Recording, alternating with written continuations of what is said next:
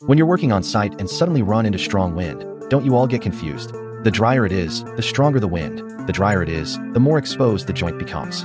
First of all, when there is wind, especially wind this strong, you cannot force the weld by hard tacking. You need to change your approach. Look at the welding rod, see it? Shave off the coating around the middle. Clean it thoroughly, then insert the rod slightly inside the pipe, into the inner side of the pipe. Next, tack weld on both sides of the pipe. At this position, tack onto the pipe wall. Watch the molten pool. Pull the weld metal from the middle, let it melt in properly, then break the arc.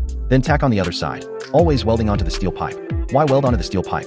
Because the pipe wall is thicker and can resist wind better. Hide the molten pool in the middle and let the electrode melt in smoothly. The welding rod must be positioned slightly inside the pipe, toward the inner edge. After tacking, the joint should be flat, see?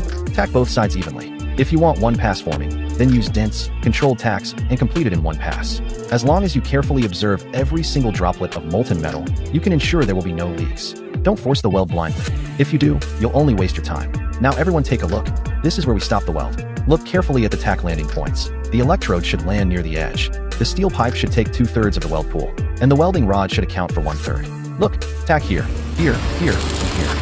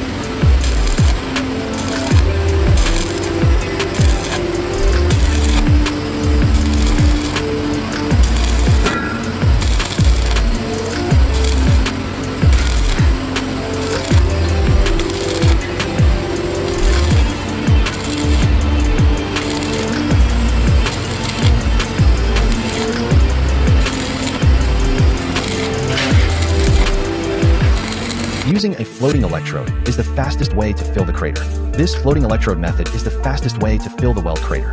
With every tack, press it down firmly, and make each tack dense and tight. This helps prevent big weld bulges from forming. If you don't use the floating electrode method and just keep tacking in one spot, your speed will be very slow. On top of that, problems will occur, slag inclusion can happen, and it becomes easy to leak. Subscribe WELDMASDR for more information.